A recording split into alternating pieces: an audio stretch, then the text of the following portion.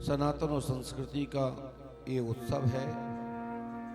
हमारे आप सबके बीच में हमारे प्रिय, हमारे बड़े भाई, सदैव स्नेह और प्यार दुलार करने वाले हमारे बड़े भैया पंडित श्री देवकीनंदन शास्त्री जी, जिनको आप लोग इंटरनेशनल इलेक्ट्रॉनिक मीडिया आस्था टीवी के माध्यम से हमारे महाराज श्री को आप सुनते हैं, जो हमेशा राष्ट्र की चिंता, गौ माता की चिंता, ब्रज भूमि लाला की चिंता और सदैव लड़ने झगड़कर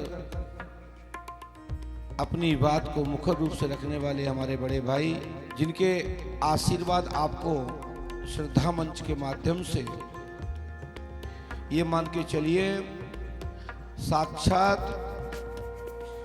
ब्रज के लाला हमारे ठाकुर, हमारे योगी स्वामी श्री कृष्ण वासुदेव द्वारकाधीश के रूप में हमारे बड़े भाई आपके बीच में बैठे हैं, जो ब्रज से पधारे। देखिए, आज हम जहां भी जाते हैं तो हमारी पहचान पंडोकर सरकार से है और हमारे बड़े भाई की पहचान हमारे योगी स्वामी श्री कृष्ण राधा रानी से है। ब्रज की लाडली किशोर जी की कृपा है कि हमारे महाराज श्री अंतर्राष्ट्रीय लेवल पर बड़े बड़े कार्य अभी हमारे बीच में युवाओं के लिए, बच्चों के लिए। महाराज जी काम तो बहुत करते हैं, लेकिन चिंता देखिए, जिन बच्चों के पास हुनर है, खेल है, उनको मंच, स्थान, प्लेटफॉर्म नहीं मिलता था।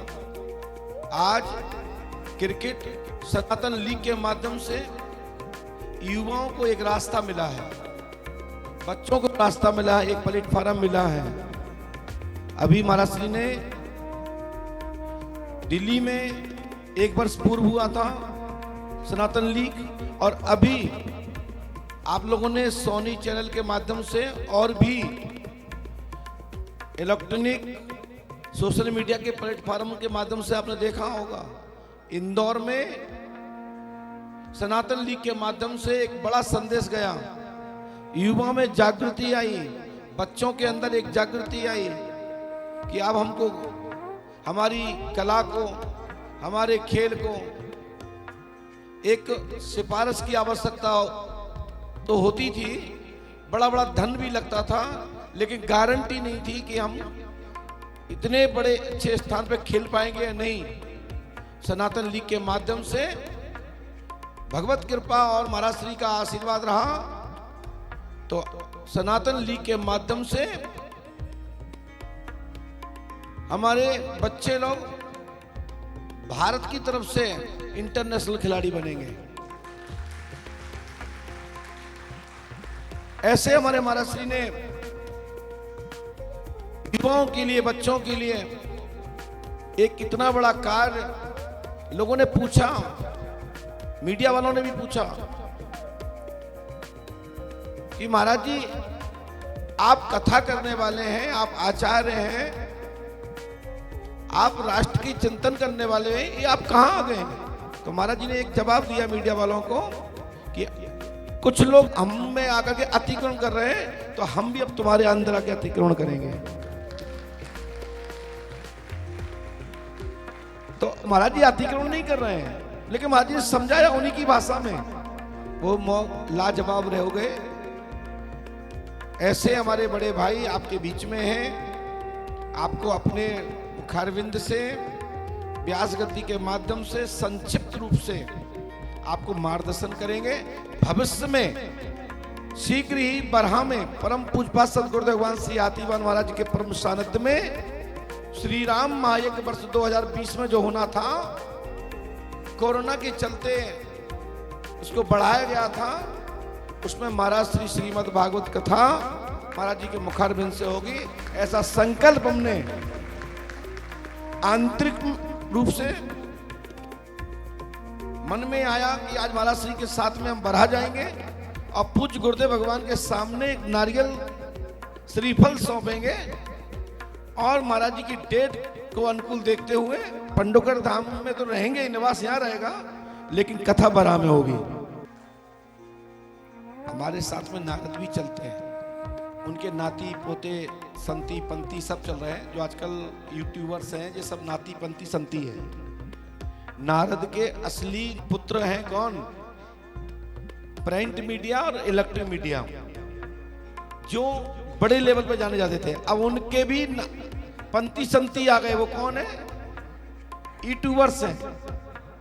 उन सबको बहुत बहुत साधुवाद आशीर्वाद। हमारे बड़े भैया के साथ में आदरणीय देवकीनंदन ठाकुर जी के साथ में एक नारद जी चल रहे हैं, जिनका नाम है गोविंदा भैया। उन्होंने हाल, महाराज मैंने बोला और महाराज जी हाल से नारद जी ने मुस्कान छोड़ दी। ऐसा नहीं, मेरी नजर हर जगह रहती है, पता है मैं गुरुजी हूं, दरबार लगाता हूं मैं। आदमी ने सोचा और हमने कलम चलाई, और जैसे हमने कहा नारियल सौंपेंगे और नारद जी ने कहा, मैं समझ गया, क्योंकि हमारी तो आंखें गुरु वाली है ना। और हमारे बड़े भैया की कथा में जिसने मीन मीक निकाली और मन से नहीं सुना, और जिसने किंतु परंतु करी, फटाक से निकलो बाहर, छोड़ो। तो हम लोग तो जैसे ड्राइवर गाड़ी चालक जो होता है वो चलते समझ लेता है कि हम यहाँ से गाड़ी निकाल पाएंगे या नहीं, ऐसे ही हम लोग समझ जाते हैं कि ये हमारा यजमान आउट तो नहीं जा रहा, हमारा यजमान जो है वो आउट तो नहीं जा रहा। हम समझ जाते हैं कि इसके मन में क्या लग गया, तत्काल उसको वही फॉल्ट सुधारते हैं। ऐसे हमारे बड़े भैया हैं, तो हम लोग तो इसी का ही लेते हैं संकल्प, और तुम्हारे जीवन में सुधार देते हैं। और वही सुधारने के लिए संदेश सुनिए हमारे आदरणीय बड़े भाई साहब के मुखारबिंद से, जिनका आशीर्वाद स्नेह मुझे सदैव प्राप्त होता है। लेकिन लंबे समय से हम अपने भैया गोविंदा जी से कहते थे, भाई साहब को लेके आओ। भाई साहब भी है सहज फोन पे, राधे राधे, ठीक है आएंगे आएंगे। इस तरह हुआ कि हनुमान जी की ऐसी कृपा, फेविकोल का जोड़ लग गया सीधे। हनुमान जी ने कहा कि अब नहीं चलेगा। ठाकुर जी ने कहा जाओ, अपने छोटे भाई को ये अवसर दो और श्री राम मायक महोत्सव में लाला की तरफ से आशीर्वचन दो। जय श्री राम, जय पंडुका साहब।